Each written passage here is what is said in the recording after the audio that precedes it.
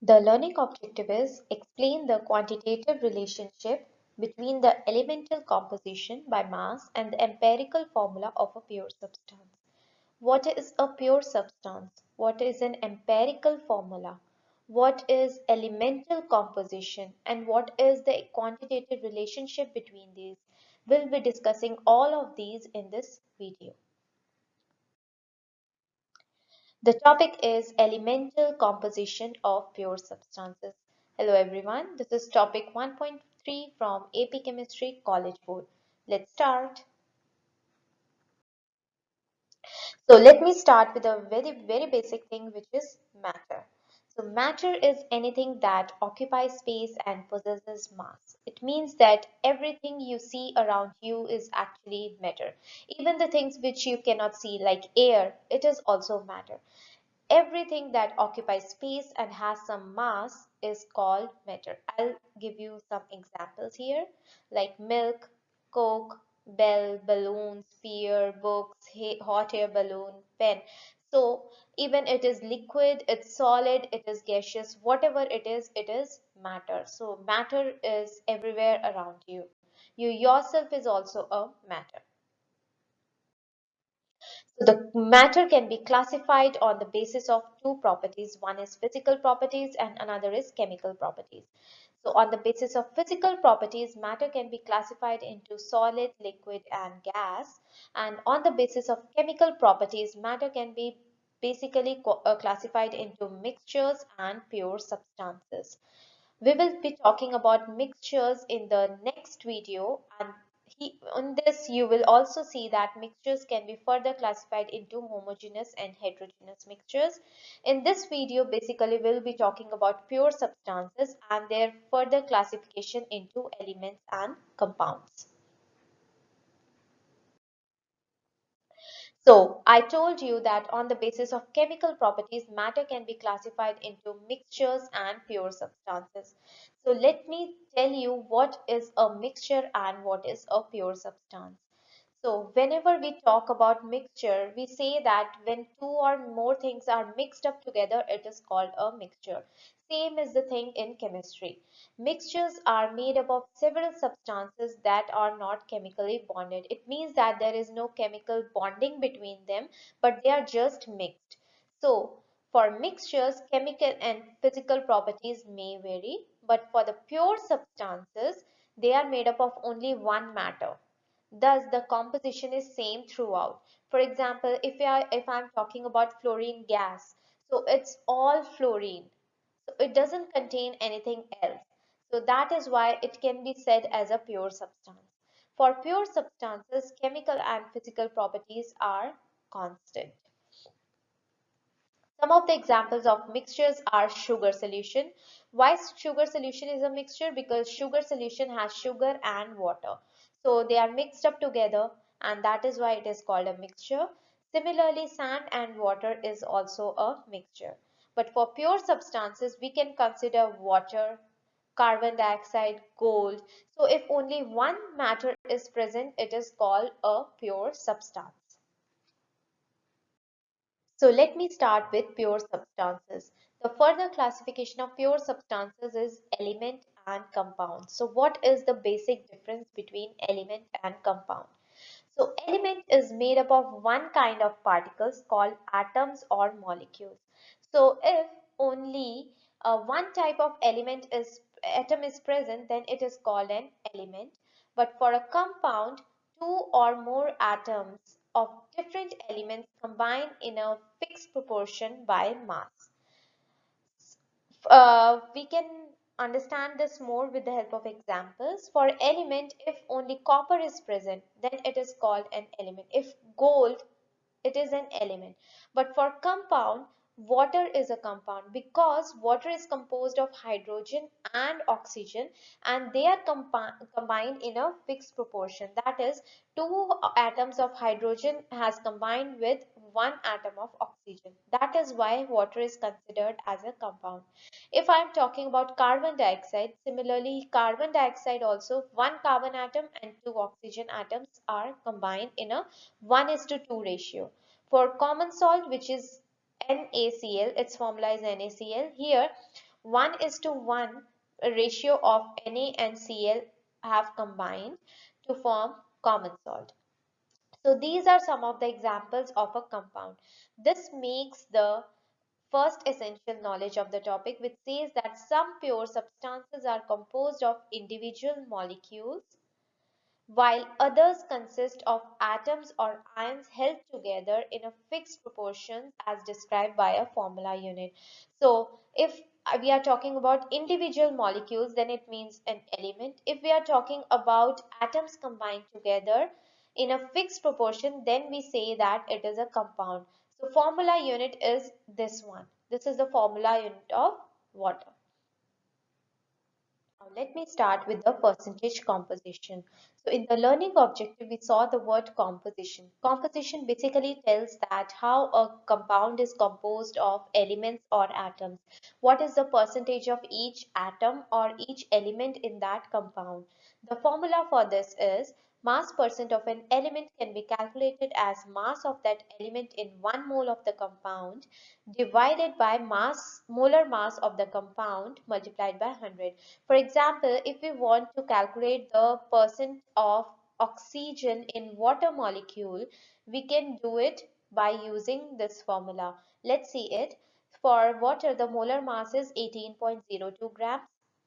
The mass percent of hydrogen would be, as two atoms of hydrogen are present, so we will be multiplying by 2 multiplied by mass of that element in 1 mole of the compound. It means that the mass of hydrogen, which is 1.008, divided by the molar mass of water, which is 18.02 multiplied by 100. So it gives an answer of 11.18%. Similarly, for oxygen, we can do it as 16 divided by 18.02. 16 because 16 is the atomic mass of oxygen. So 16 divided by 18.02 multiplied by 100, this gives an answer of 88.79%. So mass percent of hydrogen is 11.18% and mass percent of oxygen is 88.79% in water molecule. Now, there is another method to find the percentage of oxygen. As the total percentage of the element should be 100, so if we want to find the mass percent of oxygen, we can do it as 100 minus mass percent of hydrogen, because there is only one element available other than oxygen, which is hydrogen. So what we do is 100 minus 11.18, which gives an answer of 88.826. So it is almost similar to what it is here. So this is an example of finding the mass percent of an element. We will be using this formula later in this video. Now let's start with law of definite proportions, which is also called as law of constant compositions. This law was proposed by French chemist Joseph Proust in 1799. What he did is he worked with two samples of cupric carbonate, which is CuCO3. One was natural origin and other was synthetic. So he took two samples of CuCO3. One was naturally origin and another was man-made. Now, what he did is he found that the composition of the elements present was same for both the samples. He found that what is the percentage of copper in those samples and what is the percentage of carbon and what is the percentage of oxygen in both the samples he calculated. He found out that the percentages are same for both the samples. For natural origin as well as for synthetic, the percentage of copper was 51.35, for oxygen it was 9.74, and for percentage of carbon it was 38.91 for both the samples. So it means that whatever is the origin of the sample, the percentage of each element would be always the same. Just the thing is the sample should be pure. There should not be any impurity, otherwise the percentage would be wrong.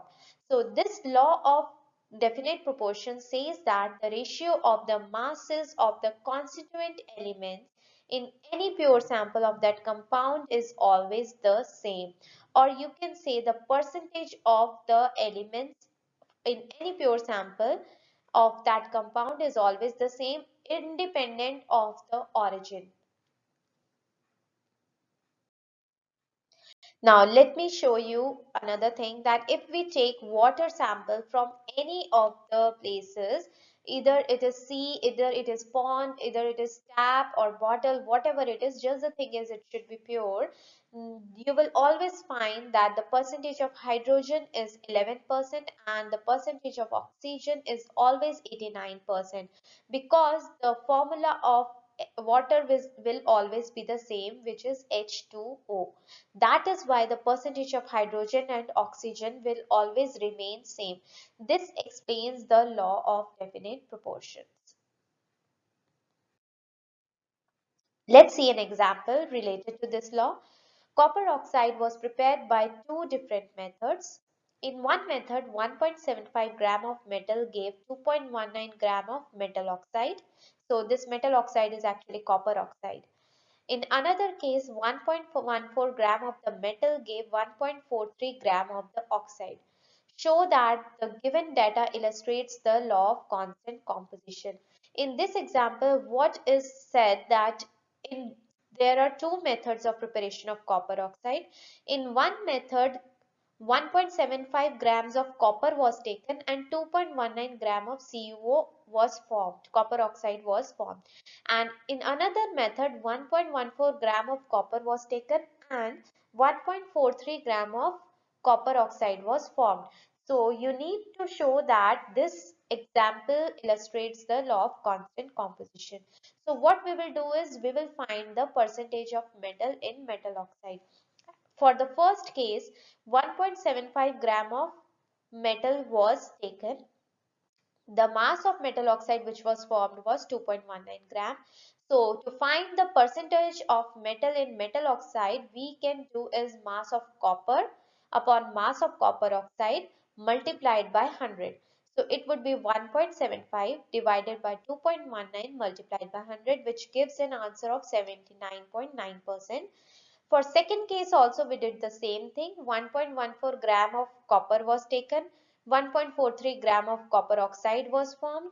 So again here, by finding the percentage of copper in copper oxide, the answer was again same, which was 79.9%. So even by using different methods of forming the CuO, the percentage of copper remained same in the final metal oxide which was formed. So this shows the law of constant composition, or you can say law of definite proportions. Third essential knowledge covers the empirical formula. Let me tell you what is empirical formula. But before that, what is molecular formula? So whenever we write the formula of any compound, it is actually a molecular formula. It tells you that how many atoms are present in that molecule. For example, if we talk about CO2, it has one atom of carbon and two atoms of oxygen. So it is CO2. Another is H2O. H2O means two atoms of hydrogen have combined with one atom of oxygen. So that is H2O. Similarly for N2O4, it means that two atoms of nitrogen have combined with four atoms of oxygen. But then what is empirical formula? Empirical formula is basically the simplest whole number ratio of the elements. For example, if I am talking about CO2, the ratio is 1 is to 2 for the elements. Here, so 1 is to 2 cannot be further simplified. That is why the empirical formula remains same, which is CO2. For water is also the ratio is 2 is to 1. So that is why the empirical formula remains the same as the molecular formula. But if I am talking about N2O4, the ratio is 2 is to 4 for N is to O. So this 2 is to 4 can be further simplified as 1 is to 2, because both 2 and 4 are divisible by 2. So it simplifies as 1 is to 2. That is why the empirical formula changed into NO2, because 2 is to 4 means 2 is to 4 can be simplified as 1 is to 2, and it means that one atom of nitrogen and two atoms of oxygen. For P4O10 again, the ratio is 4 is to 10. So this can also be simplified as 2 is to 5. So that is why the empirical formula is P2O5. The molecular formula for this compound is C10H22. So the empirical formula would become C5H11, because again 10 is to 22 can be further simplified into 5 is to 11. Another compound example which is given here is C6H18O3. This can also be simplified as C2H6O, because 6, 18 and 3, this all are divisible by 3. So the formula, empirical formula becomes C2H6O. So basically the empirical formula is the chemical formula that lists the lowest whole number ratio of the atoms. Lowest, like the simplest whole number ratio of atoms of the elements in a compound. So molecular formula is what we normally write it for a compound, but empirical formula is the simplest ratio of the elements. I have already talked about the elemental composition, the percentage composition, and the empirical formula. So let's try to connect both of these. The question is, a compound contains 4.07% hydrogen, 24.27% carbon, and 71.65% chlorine. Its molar mass is 98.96 grams. What are its empirical and the molecular formula? So in this question, the percentage composition of all the elements are given which are present in the compound. The elements which are present are hydrogen, carbon and chlorine. Its molar mass is given and we need to find the empirical and molecular formula. So we need to follow some steps to find out the empirical formula from the percentages composition. So we need to make this table first, which contains the column as the element, percentage, atomic mass, moles of element, and the simplest molar ratio. So how to fill in this table? So the elements which are mentioned in the question are hydrogen, carbon and chlorine. The percentages which are given for these elements are 4.07% for hydrogen, 24.27% for carbon and 71.65% for chlorine. So next is we need to write the atomic mass of these elements. So the atomic mass of hydrogen is 1, for carbon it is 12, and for chlorine it is 35.5. Now next step which we need to do is we need to find the moles of element. How can we calculate this is we will divide the percentage by the atomic mass. So when we divide 4.07% by the atomic mass, which is 1, we would write the simple ratio because we need to find the number of moles. For this one it would be 4. Now for carbon it would be 24.27% divided by 12, which would give around 2, and for the last one chlorine it would be 71.65% divided by 35.5. This would also give answer around 2. Now we need to write the simplest molar ratio. Next step what we will do is we will divide each of these moles of the element with the lowest number here. So one is 4, one is 2 and another is again 2. The lowest is 2 in these three numbers. So that is why we would divide all these three numbers by 2. So 4 divided by 2 would give 2. 2 divided by 2 would give 1 and 2 divided by 2 will again give 1. So this will tell you about the empirical formula. The empirical formula would be H2 because here hydrogen, the simplest molar ratio for hydrogen was 2. Then for carbon it is 1 and for chlorine again it is 1. So this is the empirical formula. Now we need to also find the molecular formula. For this we will use this molar mass. Now let's try to find the molar mass for this empirical formula. It would give 2 plus 12 plus 35.5 and the answer would be around 49.5 grams, right? So this is the molar mass of the empirical formula, but what is given is 98.96. So it means that molecular formula is something different. If these both matches, molar mass of the compound matches with this empirical formula molar mass, it means that the molecular formula and the empirical formula are same. But here it is different. So to find that factor which will actually give the molecular formula, we would calculate it as N is equal to molar mass, which is given, which is 98.96 divided by 49.5. So if we divide it and simplify it, we would get the answer as around 2. So the molecular formula would be, we would multiply all of these 2 1, this 2 1 and 1 with 2. So what we will get is H4C2Cl2. So this is the molecular formula for this compound. I hope this thing is clear to everyone. See again, what was the learning objective of this topic? It was explain the quantitative relationship between the elemental composition by mass and the empirical formula of a pure substance. I explained what is a pure substance.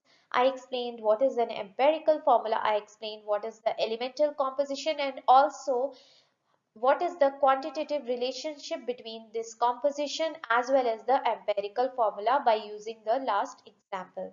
I hope this topic is clear to everyone. Please like and subscribe to the channel Log Iota and press the bell icon.